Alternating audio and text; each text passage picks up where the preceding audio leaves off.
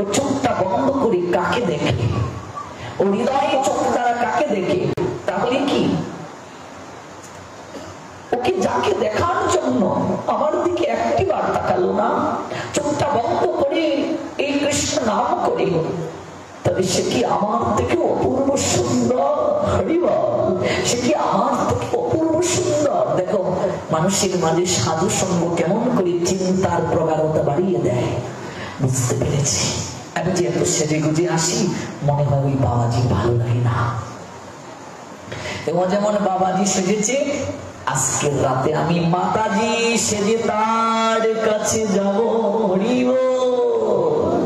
সব শাড়ি খুলে একটা সাধারণ শাড়ি পরিধান করলেন, গোবর খুলে চরণে নূপুর। হ্যাঁ, হরিবল। যেদিন থেকে তোমার মাঝে একটু একটু করে ভক্তি এসে যাবে, সাজসজ্জা ধীরে ধীরে তোমার কমে যাবে। সব তোমার কাছ থেকে আপনা থেকে বিদায় নেবে। ঐশ্বর্য বিদায় না নিলে মাধুর্য কখনো আসে না। ঐশ্বর্যের ভূষণে যে ভূষিত, মাধুর্য কখনো তার সঙ্গী হয় না।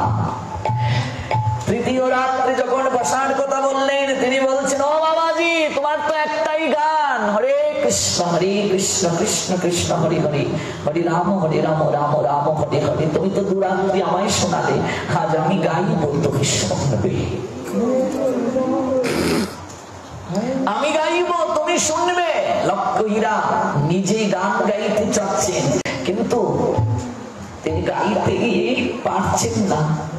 কেন জানি তার জিহ্বা দিয়ে বারবার বদন দ্বারা হরিনাম করতে ইচ্ছে হচ্ছে। সে চাইছে অন্য গান গাইতে, কিন্তু তার বদন দিয়ে কেন জানি কৃষ্ণ নাম প্রকাশিত হতে চাচ্ছে। এই কি আমি কৃষ্ণ নাম গাইতে চাই না, কিন্তু কেন কেন কেন কেন বদন দিয়ে কৃষ্ণ নাম আসে? কেন আমার কর্ণে কৃষ্ণ নামের ধ্বনি কেবল আসে? গীতা বললেন এটা অভ্যাস যুগ। কেউ যদি অভ্যাস করে, ওই অভ্যাস করতে করতে সে যদি হুচটকায়, সে বলবে কৃষ্ণ। ঘুমের ঘুরে সে বলবে কৃষ্ণ। এজন্যই জপমালা গুরুদেব দিয়েছেন, অভ্যাস করো। দেখো ওই অভ্যাস করতে করতে তোমার এমন অবস্থা হবে, মৃত্যুকালে মুখে তোমার সেদিন কৃষ্ণ নাম আসবে।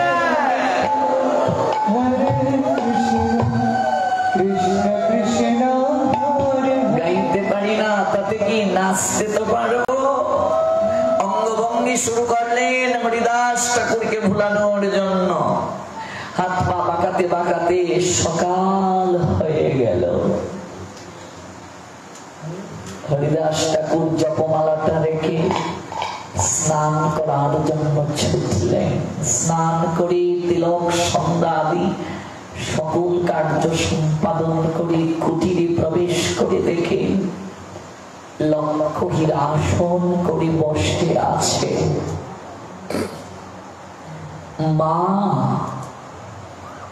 তোমায় আমি 3 রাত্রি বসিয়ে রেখেছি, তোমার ইচ্ছে আমি পূরণ করতে পারিনি মা, তাই আমি প্রথমেই তোমার কাছে ক্ষমা চেয়ে নিচ্ছি। আমার নাম পূর্ণ হয়েছে। বলো মা, তোমার কি চাই? কেন তুমি 3 রাত আমার কাছে এসেছো? সারা রাত তুমি বসেছিলে। বলো মা, তুমি আজ যা বলবে আমি তাই তোমার ইচ্ছে পূরণ করব। কথাটা শোনার সঙ্গে সঙ্গে লক্ষ্মীরার চোখ বেয়ে ঝরঝর করে জল পড়তে শুরু করছে। মনে মনে লক্ষ্মীরা ভাবছেন,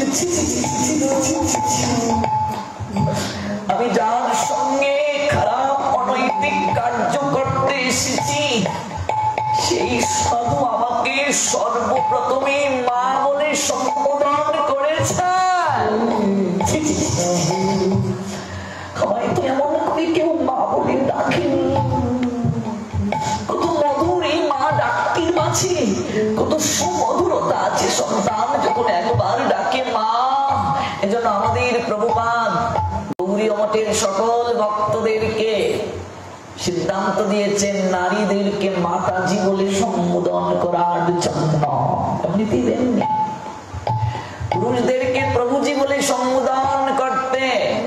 তার পিছনে কারণ আছে। এই প্রভু মানে ভগবান প্রভু নয়। প্রভুপাদ যে সিদ্ধান্তটা দিলেন এটা এমনিতে নয়। লক্ষ বিরাট চোখ বেয়ে ঝরঝর করে জল ঝরতে শুরু করলো। দুটি হাত জোর করে বলছে, ঠাকুর আমি যে ইচ্ছাতে আমি তোমার কাছে এসেছিলাম ঠাকুর, আমি সেই কথা মুখে আজ আর বলতে পারবো না। আমি মহাপাপী ঠাকুর, আমি আর এই কথা মুখ দিয়ে উচ্চারণ করে পাপের পাল্লা ভারী করতে পারবো না ঠাকুর। আমি বলতে পারবো না। মারে আমি জানি তুই কেন এসেছিস। তোকে একটা প্রশ্ন করি মা, মারে আমি কবে এই বেনাপুলির জঙ্গল ছেড়ে চলে যেতাম। রামচন্দ্র কা কত চেষ্টা করেছে আমাকে তাড়ানো, যাইনি কেন জানিস মা? কেন যাইনি? তুই আমার কাছে আসবি বলে আমি যাইনি মা। তোকে একটা প্রশ্ন করি, আজ তুই আজ নাচতে পারিস, তোর শরীরে যৌবন আছে, রামচন্দ্রকা জমিদার তোকে খুব ভালোবাসে, সারা শরীর গহনা দিয়ে ভরিয়ে দেয়, শাড়ি দেয়, অলংকার দেয়, তোকে পাট রানী বানাবে একটা প্রদেশে, তাই না মা? তোকে একটা প্রশ্ন করি, যা জিজ্ঞেস করি আয় তোর বাবুকে, তুই যেদিন নাচতে পারবি না, তোর শরীর যেদিন অচল হয়ে যাবে, বার্ধক্য যেদিন তোর আত্মাকে আঁকড়ে ধরবে, যেদিন তুই আর নাচতে পারবে না, কারো কামনা পূর্ণ করতে পারবে না, সেদিন ওকে ওই রামচন্দ্রকা তোকে ভালোবাসবে। যা জিজ্ঞেস করি হয় মানে সংসারটা বড় বিচিত্র রে মা। রামচন্দ্রকা তোকে ভালোবাসবে দূরের কথা, এই সংসারে কত মা যে পুত্রকে 10 মাস 10 দিন পেটে রাখে, শরীরের রক্ত মাংসকে জল করে যাকে জগতের আলো দেখায়, সেই মাও যদি বিছানায় পড়ে সন্তান 2 দিন 3 দিন টানার পর মনে মনে বলে জঞ্জাল মরলেই বাঁচি, মানে যে স্বামী স্ত্রী একে অপরকে ছাড়া চিন্তাও করতে পারে না, বাঁচতে পারবে, কিন্তু যেদিন প্রকৃতি বিদায়ের ঘন্টা বাজিয়ে দেয়, সেদিন স্বামী যখন চলে যায়, স্ত্রীকে কি করে থাকবে সংসারে, একটা কথাও বলে যাওয়ার সময় পায় না। এই সংসার বড় বিচিত্র রে মা। যা জিজ্ঞেস করে হয় তোর বাবুজি রামচন্দ্র কাকে তোকে ভালোবাসবে কিনা সেদিন, কিন্তু মারে এই যে নাম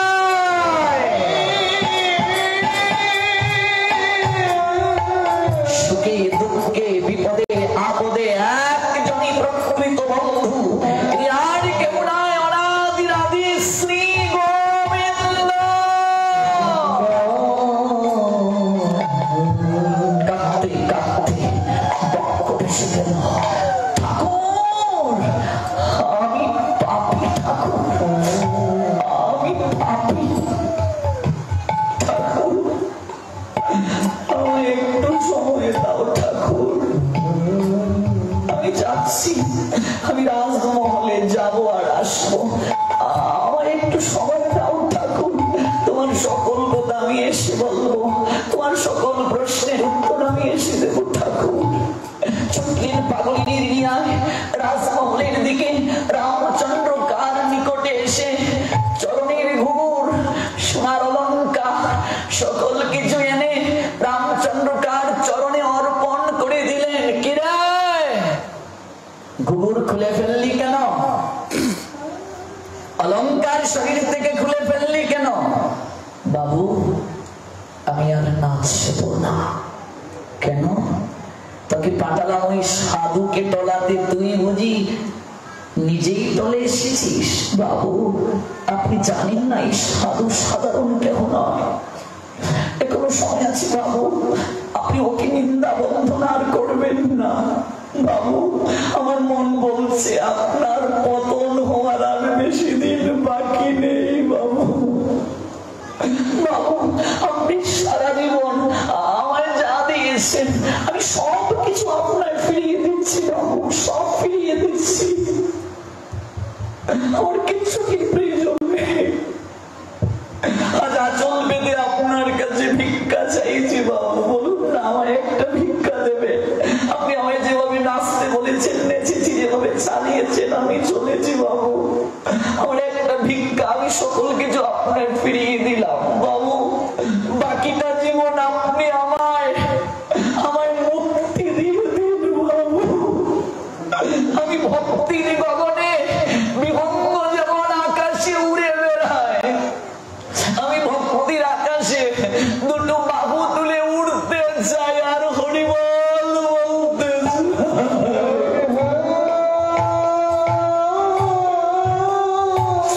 আমি বদন করে কৃষ্ণ নাম গাইতে চাই বাবু।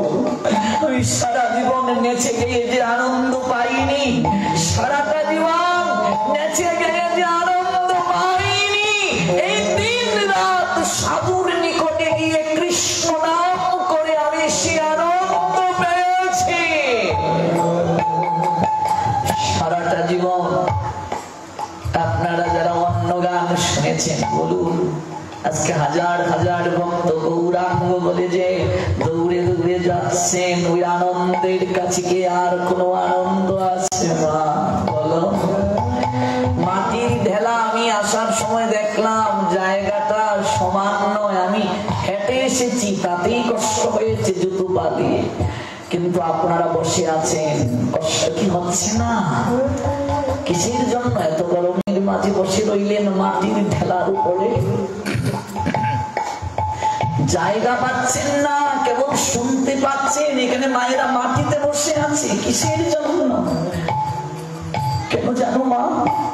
সকল আনন্দের কাছে এই কৃষ্ণ নামের আনন্দ শিথিল হয়ে যায়। কৃষ্ণ নামের এত আনন্দ, এই আনন্দের কাছে আর কোনো আনন্দ আসতে পারে না। সাধু সঙ্গের এটাই প্রভাব। দেখো মা, তার হৃদয়ে বৈরাগ্য জেগে গেল, দিন রাত হরিনাম শ্রবণ করে, সাধু সঙ্গ করে। কেন সাধু সঙ্গ করতে হয়? কেন হরিনাম করতে হয়? কেন হরি কথা শ্রবণ করতে হয়? আমি যাই বাবু, আমি যাই। এসে লুটিয়ে পড়লেন হরিদাস ঠাকুরের চরণে। ঠাকুর তাকিয়ে দেখো ঠাকুর, আমার শরীরে কোনো অলঙ্কার নেই, আমি সব ফিরিয়ে দিয়ে এসেছি রামচন্দ্র কাজলদারকে। চরণের নূপুর ঘুঘুর পর্যন্ত আমি খুলে ঢিল মেরে তার চরণে ফেলে দিয়ে এসেছি। ঠাকুর আমি সারা জীবনের জন্য ঘর ত্যাগ করে চলে এসেছি। ঠাকুর তুমি আমায় কৃষ্ণ নাম দাও। ঠাকুর তুমি আমায় নাম দাও, আমি যেন তোমার মতো কৃষ্ণ নাম করে পরমানন্দে বিভোর হতে পারি। আমি যে ব্যবসা আমি ঠাকুর যে দেহ প্রাপ্ত হয়েছি গোবিন্দের সেবার জন্য, আর এই দেহ আমি বেশ্যাবৃত্তির কাজে লাগিয়েছি, আমার কিভাবে এই পাপ দূর হবে? মনে রাখবে, কেউ যদি বিবাহের পর পরকিয়া করে এটাও বেশ্যাবৃত্তি। মদ খেয়ে মাতাল হয়ে অন্য নারীর সংস্পর্শে যায়, কিংবা বিবাহের আগে কিংবা বিবাহের পরে, তাকে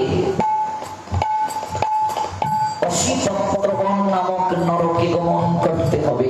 28 প্রকার নরকের মাঝে একটা নরক, যে স্ত্রী স্বামী রেখে অন্য কারো প্রতি আকৃষ্ট হয়, যে স্বামী স্ত্রী রেখে অন্য কারো প্রতি আকৃষ্ট হয়। বিবাহের আগে যে ছেলে মেয়ে, বর্তমানে এমন কোন ছেলে মেয়ে 100 জনের মাঝে 99.5 জনেই বিয়ের আগে প্রেম করছে।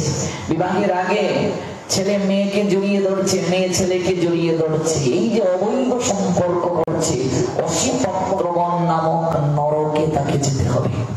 যে নরকের পুরোটা জায়গা কাটা যুক্ত। অসি মানে তলোয়ার, তলোয়ারটাকে এইভাবে রাখলে যেমন, এইভাবে পুরোটা নরক তলোয়ারের মতো ধারালু। প্রত্যেকটা বনগুলো তলোয়ারের মতো ধারালু। এই জায়গায় নিয়ে এই অবৈধ সঙ্গকারী পুরুষ কিংবা নারীকে ফেলা হবে। সেখানে লোহার পুরুষ মূর্তি থাকবে, নারী মূর্তি থাকবে, আগুনে একেবারে গরম লাল টকটকে একটা পুরুষ মূর্তি, নারী মূর্তি। যে পুরুষ এই অবৈধ সঙ্গ করবে তাকে এই লোহার টকবগে লাল আগুনে পুরানো মূর্তির সঙ্গে আলিঙ্গন করানো হবে। নারী পুরুষের সঙ্গে আলিঙ্গন করবে, আর পুরুষ ওই তপ্ত লোহার অগ্নি প্রজ্বলিত লাল নারী মূর্তির সঙ্গে আলিঙ্গন করবে। অবৈধ সঙ্গের এই হচ্ছে শাস্তি। নির্ধারিত সময়ে এই সমাজ সংসার তোমাকে সাজিয়ে একটা মেয়ে আর ছেলেকে বাসর করে পাঠিয়ে দেয়। সমাজ তাতে খারাপ ভাবে দেখে, বরং সমাজ তাকে অনুমোদন দেয়। আজ থেকে ভোগের জন্য তোমায় পারমিশন দেয়া হলো। অথচ নির্ধারিত সময়ের পূর্বে আমি যদি এই কার্য করি, তার জন্য অশীতপ্রবণ নামক নরক। অল্প বয়সী নারী বিধবা হয়ে গেছে, শাস্ত্র তাকে বিবাহের জন্য নির্দেশ দিয়েছে, তুমি বিবাহ করো, আবার পতি গ্রহণ করো। যদি পতি গ্রহণ না করে সে পতির অবর্তমানে শরীরের চাহিদার জন্য এমন কার্য করে, তাকে এই নরকে যেতে হবে। যে আমার বয়সী যুবক যুবতীদেরকে বলছি, সাবধান হয়ে যাও। কলি 4 জায়গায় থাকে, তন্মধ্যে অবৈধ যৌন সঙ্গ যারা করে, কলি সর্বদা তাদের সঙ্গে থাকে। এর থেকে পরিত্রাণ প্রাপ্তি সম্ভব নয়। যে নারী তার কুমারিত্বকে রক্ষা করে বিবাহের পূর্ব পর্যন্ত, সেই নারীকে দেবীর মর্যাদা দিয়েছে সনাতন শাস্ত্র। কুমারিত্ব রক্ষাকারী কোন নারী যদি কাউকে অভিসম্পাত দেয়, সঙ্গে সঙ্গে সেই অভিশাপ ফলপ্রসূ হয়ে যায়। এই জন্য কুমারী পূজা করা হয় আমাদের সনাতন ধর্মে। শুনেছ? এই কুমারী পূজার অর্থ কি? নারীর কুমারিত্বের গুরুত্ব বোঝানোর জন্য। আজকে দুর্গা পূজা হয়, এই সকল পূজা হয়, আমরা ডিজে নাচি, কিন্তু এর তত্ত্ব যদি আলোচনা করতাম বুঝতে পারতাম। একটা পুরুষ যদি তার দেহ সম্পদ ব্রহ্মচর্যকে রক্ষা করতে পারে বিবাহের পূর্ব পর্যন্ত, বাক সিদ্ধ হয়ে যাবে সে। 12 বছর যদি সে রক্ষা করতে পারে, বাক সিদ্ধ হয়ে যাবে, সে যা বলবে তাই হয়ে যাবে। শাস্ত্র তাই নির্দেশ দিয়েছে। এত শক্তি এই রজওয়ার বীর্যের মাঝে। এটাকে দেহের আধার বলা হয়। মানে এই নে কণ্ঠে তুলসীর মালা পরিধান কর, এই নে জপমালা, বসে বসে লক্ষ নাম জপ করবে। এই কৃষ্ণ নাম শরীরের চাহিদা পর্যন্ত নষ্ট করে দেয়। নিজে প্র্যাকটিক্যাল দেখবে। মন খারাপ লাগছে, মন ভোগ করতে চাইছে, জপমালাটা নিয়ে উচ্চেশ্বরে বল হরে কৃষ্ণ কৃষ্ণ কৃষ্ণ হরে হরে, হরে রাম রাম রাম হরে। যত ইন্দ্রিয় উত্তেজিত হবে আরো জুড়ে কৃষ্ণ নাম করো, দেখবে কয়েক মিনিটের মাঝে তোমার ইন্দ্রিয় শিথিল হয়ে গিয়েছে। পরীক্ষা করে দেখো। এই জন্যই বৈধব্য ব্রত যারা করে, বিধবা যারা, ওদেরকে কেন সাত্বিক আহার গ্রহণ করে ভগবানের পথে আসার বিধান দিয়েছেন আর্য ঋষিগণ? কেন জানো? তারা যদি উত্তেজিত খাবার গ্রহণ করে তাদের মনের মাঝে খারাপ চিন্তা জাগবে। এই জন্য তারা সাত্বিক আহার গ্রহণ করে যদি ভগবানের পথে চলে আসে, প্রায় অধিকাংশই শরীরের যে বিকার সেটা থেকে সে মুক্তি প্রাপ্ত হবে।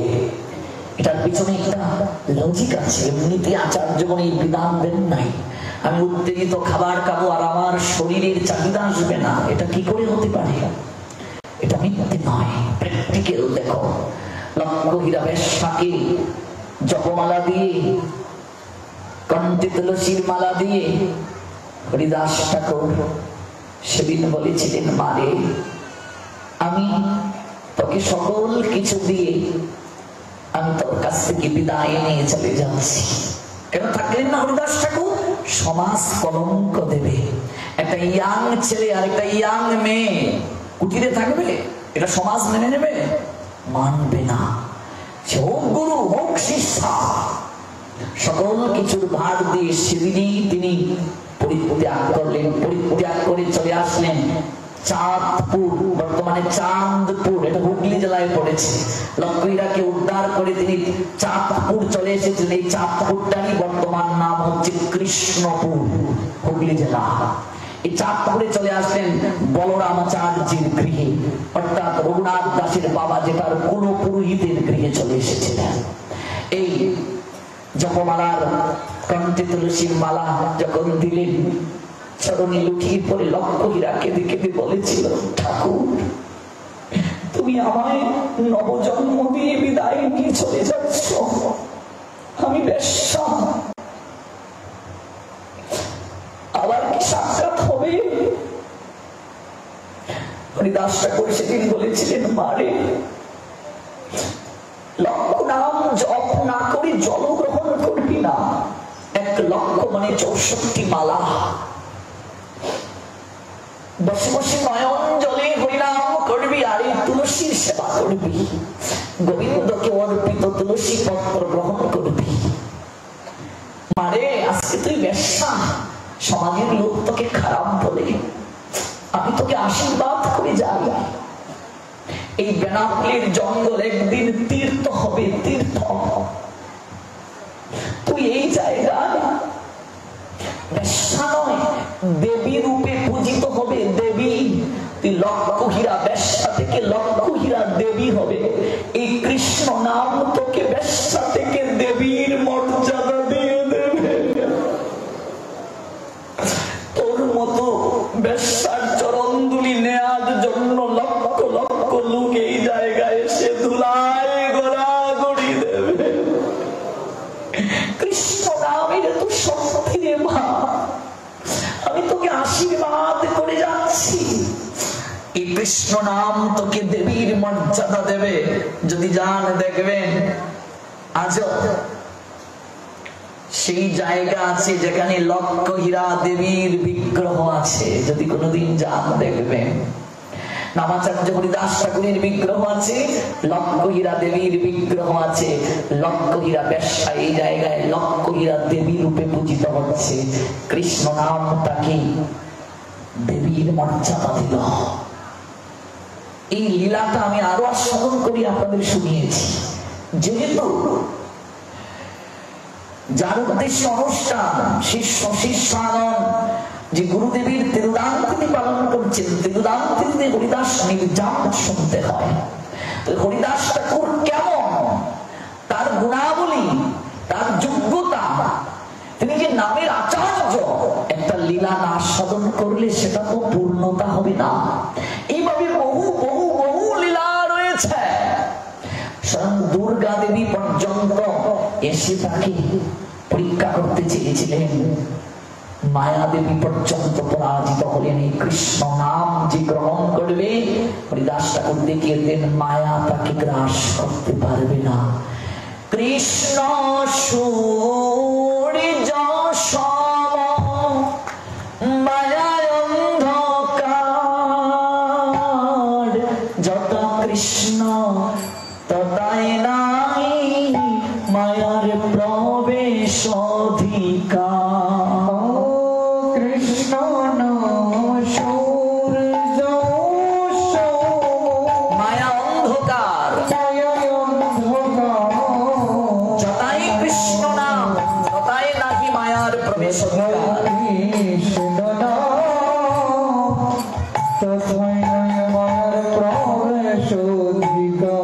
কৃষ্ণ নামেই মায়ার বন্ধন খণ্ডন হবে। আজ শেষ করতে যদি না পারি এই লীলা, আগামীকাল তো আমাদের প্রবচন নেই, নৃসিংহ চতুর্দশী তিথি আগামীকাল, এরপর থেকে 3 দিন পাঠ হবে। একটু অ্যাড্রেসটা বলুন মানিক প্রভু। বীরঙ্গ বাবুর আঙ্গিনা, কাছে আপনাদের, চিনতে পেরেছেন তো? বীরঙ্গ বাবুর আঙ্গিনা চিনতে পেরেছেন সবাই? আপনারা চিনলেই হলো। সেখানে বাকি লীলা শ্রবণ করাতে হবে।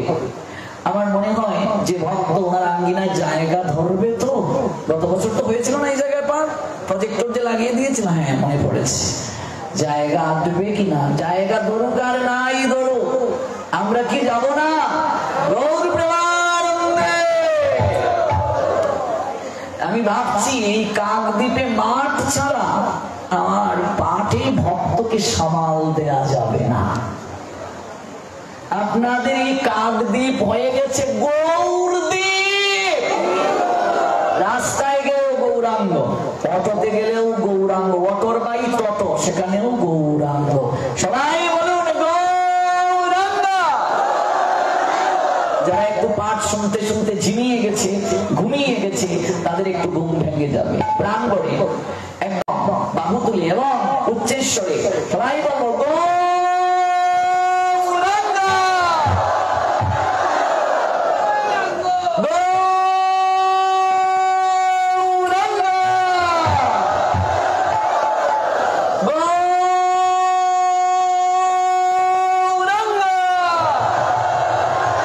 পিছনে যারা, সামনে যারা, কামড়বাদকে হর জুড়ছে গৌরাঙ্গ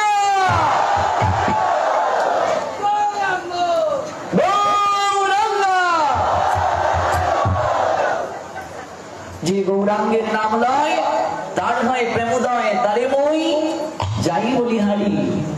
গৃহে ভবনেতে থাকো হা গৌরাঙ্গ বলে ডাকো।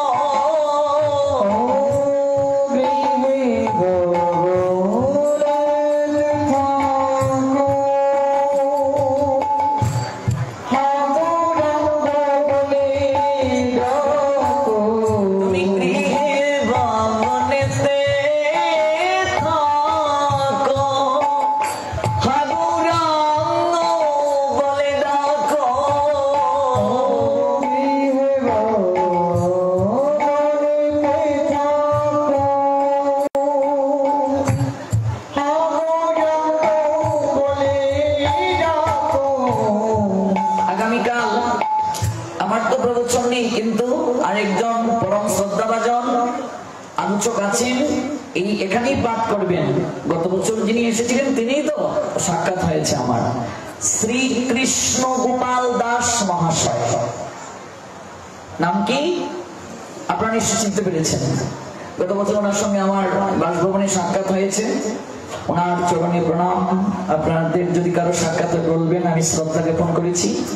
আগামীকাল শ্রীকৃষ্ণ গোপাল দাস মহাশয়, এই নয় যে আজ এসেছেন বলে আগামীকাল আসবেন না, তারপর কিন্তু আবার অনেক লোকে অনেক কথা বলবে যে আপনারা কেবল রাহুল কৃষ্ণ দাসের পাঠে যান আর কারো পাঠে যান না। আগামীকাল সবাইকে নিমন্ত্রণ দেওয়া হলো, শ্রীকৃষ্ণ গোপাল দাস মহাশয়ের পাঠ আছে এখানে। আগামীকাল নৃসিংহ চতুর্দশী তিথি। আমি এটা একটু বলে তারপরে হরিদাস ঠাকুরের নির্জানের কিছুটা অংশে প্রবেশ করবো, পরশু থেকে শোনাবো। নৃসিংহ চতুর্দশী তিথি যদি কেউ পালন করেন, আমরা কোনো ব্রতকেই খাটো করছি না। 1000 একাদশী রাখার ফল লাভ হবে। কেউ যদি মনে করে আমি 1000 একাদশী করবো না, একটা নৃসিংহ চতুর্দশী করে ফেলবো, সে বোকা কি বোকা নয়? একাদশী তো করবোই, আর এমনিতেই কলিহত মানুষ, কিছুই আমাদের হয় না, আর নৃসিংহ চতুর্দশী করে আরো কৃপা লাভ করবো। এই নৃসিংহ চতুর্দশী তিথিতে ভক্তবৎসল ভগবান শ্রী নৃসিংহদেব আবির্ভূত হয়েছিলেন। গোধূলি লগ্নে প্রহ্লাদকে রক্ষা করে হিরণ্যকশিপুকে বধ করেছিলেন। নৃসিংহ চতুর্দশী যারা পালন করবেন যথাযথভাবে, তাদের দুর্ঘটনায় সহজে মৃত্যু হয় না। নৃসিংহ স্তুতি যারা করে, সংসারে তাদের যদি কোনো আগত বিপদ থাকে, সেই বিপদ বিনষ্ট হবে। ভক্ত রক্ষক ভগবান তাকে বলা হয়, ভক্ত বৎসল তাকে ভগবান বলা হয়। আপনারা অবশ্যই আগামীকাল নৃসিংহ চতুর্দশী পালন করবেন। কমিটির কাছে অনুরোধ, আগামীকাল কোনো অন্ন প্রসাদ বিতরণ করা যাবে না, নিষিদ্ধ, শাস্ত্র বলছেন। এই নৃসিংহ চতুর্দশী যারা পালন করে না, জানার পরও যারা পালন করে না, তাদেরকে যমদূতেরা টেনে হিসড়ে নরকে নিয়ে যাবে।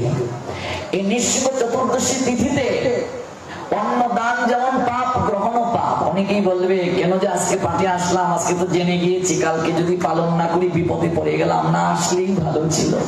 আবার অনেকেই ভাবছেন আমরা আর শুনবো না, একটু যাওয়ার চেষ্টা করি। গৌর প্রেমানন্দে যারা যাওয়ার চেষ্টা করছো, রাতে ঘুমাতে পারবে না, মশায় কামড়াবে তোমাদের। আমাকে রেখে তোমরা চলে যাবে, ভাবছো কি আমি ছেড়ে দেব? তাহলে নৃসিংহ চতুর্দশী গোধূলি পর্যন্ত নির্জলা উপবাস। গোধূলি মানে বুঝো, গোধূলি গরুর পায়ে থেকে যে ধুলি উত্থিত হয়, দিন আর রাতের সন্ধিক্ষণ। ভগবান নৃসিংহ গোধূলি লগ্নে আবির্ভূত হয়েছেন। ভগবান আবির্ভূত হওয়ার আগেই কি খাওয়া যাবে? যেমন ভগবান কৃষ্ণের জন্মাষ্টমী রাত 12টার পূর্বে কি আমরা খাই? ভগবান আবির্ভূত হওয়ার পর অভিষেক করি আমরা প্রসাদ খাই। প্রসাদ মানে আবার অন্ন খাওয়া যাবে না। একদল আছে অভিষেক করিয়ে আবার অন্ন খেয়ে নেয়। আমাদের প্রভুপাদ ভক্তি সিদ্ধান্ত সরস্বতী গোস্বামী ঠাকুরের এই আদর্শ না। কাজে আপনি গোধূলি পর্যন্ত নির্জলা উপবাস থেকে তারপর আপনি ভগবান আবির্ভূত হওয়ার পর যাদের অভিষেকের ব্যবস্থা আছে তারা অভিষেক করাবেন, ভগবান নৃসিংহদেবকে স্নান করাবেন। তারপর আপনি অসমর্থ হলে ফল, জল, সবজি পেতে পারবেন। আর এর পরের দিন নির্ধারিত সময়ে আপনি পালন করবেন, 10টার ভিতরে পালন করে নেবেন। আর এই নৃসিংহ চতুর্দশী পালন করবেন। এর আগে নৃসিংহ চতুর্দশী পালন করেননি বা শুনেননি যারা, তারা আজ শুনেছেন, আগামীকাল পালন করুন। এই নৃসিংহ চতুর্দশীতে এই যে প্রহ্লাদ মহারাজ, যার লীলা আমরা শুনি, তিনি আগের জন্মে, একটু সংক্ষেপে বলছি, আগের জন্মে তিনি এক অপূর্ব সুন্দরী মেয়েকে, অর্থাৎ তার গার্লফ্রেন্ডকে নিয়ে তিনি এক জায়গায় বেড়াতে গিয়েছেন। প্রহ্লাদের আগের জন্মে বলছি কথা। এবার বেড়াতে গিয়ে হঠাৎ কথার মাঝে একটু কাটাকাটি হয়ে গেছে। এরকম হয় না মাঝে মাঝে? কথার মাঝে একটু কাটাকাটি হয়ে একে অপরের সঙ্গে অভিমান হয়েছে, রাগ করেছেন, তারা ঝগড়া করেছেন। কেউ কারোর সঙ্গে কথা বলেননি, সারাদিনও কিচ্ছু খাননি, অভিমান করে। আর রাত্রেও একজন এই দিকে একজন এই দিকে, একটা ভগ্ন অট্টালিকা রাগ করে এখানেই তারা শুয়ে রইলেন, কিন্তু ঘুমালেন না, অভিমান করে। আর এই ভগ্ন অট্টালিকাটা ছিল ভগবান শ্রী বিষ্ণুর পুরাতন মন্দির। ভগ্ন, এখানে পুজো পার্বণ হয় না, ভগ্ন পরিত্যক্ত, কিন্তু এটা একসময় বিষ্ণু মন্দির ছিল। এই যে ওরা জল গ্রহণ করে না, অভিমান করে রয়েছিল, এই দিন ছিল চতুর্দশী তিথি, নৃসিংহ চতুর্দশী তিথি। চতুর্দশী তিথি ছিল এদিন, যার কারণে এই কৃপায় আজকে অসুরের গৃহে প্রহ্লাদ তিনি ভক্ত হয়ে আবির্ভূত হলে। কল্পনা করা যায়, ভাবা যায়? এই রকম করে যদি ভগবানের অপ্রাকৃত কৃপা লাভ করা গেল, আর আমরা যদি একটু সঠিকভাবে এই তিথি পালন করি, আমাদের কি কৃপা হবে! আগামীকাল আমরা সবাই এই তিথি পালন করব কি না? এই সাউন্ড কম, গৌরাঙ্গ